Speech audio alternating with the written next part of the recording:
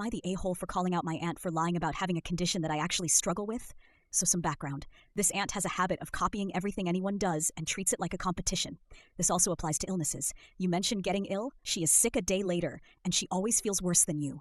Then acts like she never knew you were sick. 6 months ago, I was diagnosed with an autoimmune disease that doctors think I have been dealing with for years. The only reason they found it is because it very quickly got worse and has ruined my life. It won't shorten it. But I am in so much pain that I can't even walk to the store that is right next to my flat without feeling extreme pain and discomfort. My sleep is awful. My social life has become non-existent unless people come to my place. There is no cure for it. I'm on specific targeted medications to try and stop it getting worse. The best we can do is pain management at this point, and I'm on the strongest painkillers I can have, but it's still bad. When I was first diagnosed, I posted about it on my FB, not in detail, just said what I had. The only person who knows the details is my mom. Yesterday, Mom picked me up so I could visit my nan. While we were there, Aunt turned up. We were talking about random stuff at first, but then she mentioned she went to the doctors and they diagnosed her with condition I have, and they think she's had it for years. I thought she was lying, so asked her some questions regarding it, and every answer was BS. She claimed she told a doctor her symptoms, and that's how they found it, when you need blood work done to find it. She claimed that they were looking into different procedures to cure it, which again, no cure. When I asked what meds she was on, she said there wasn't any they could prescribe for it,